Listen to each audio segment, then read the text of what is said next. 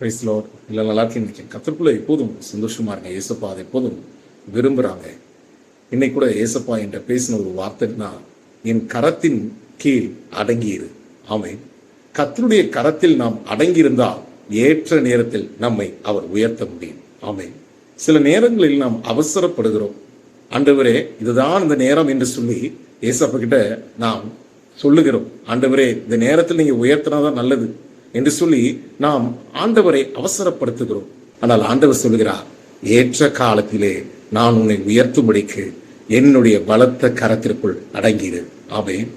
பாருங்க, ஆகார் சாராளை விட்டு தூரமாய் வனாந்திரத்தில் ஓடி போன போது நிந்தையின் நிமித்தம் சாராளுடைய பேச்சை தாக்கு பிடிக்க முடியாத அளவுக்கு அவளுடைய பேச்சு கசப்பா இருந்தனால, அவளுடைய பேச்சு துன்பமா இருந்தனால ஆகார் சாராளை விட்டு தூரமாய் போனார்.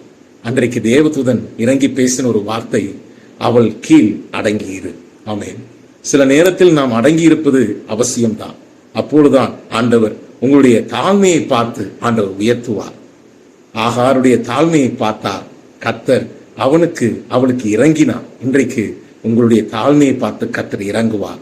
தாழ்மை உள்ளவருக்கு அவர் கிருபை அளித்து அவர் உயர்த்துகிறார். தாழ்மை உள்ளவர்களை கர்த்தர் உயர்த்துகிறார். நிச்சயமாய் உங்கள் வாழ்க்கையில ஆண்டவர் உயர்த்துகிற நேரம் வருகிறது. தாழ்மையாய் இருந்து பாருங்கள். கர்த்தருடைய கரத்தில் அடங்கியிருங்க. இங்க இருக்கிற இடத்தில் அடங்கியிருங்கள். நிச்சயமாக நாட்கள் வரும், கர்த்தர் உங்கள் தலையை உயர்த்துவார். இதனால கவலைப்படாதீங்க. கர்த்தர் உங்களை ஆசீர்வதிப்பார்.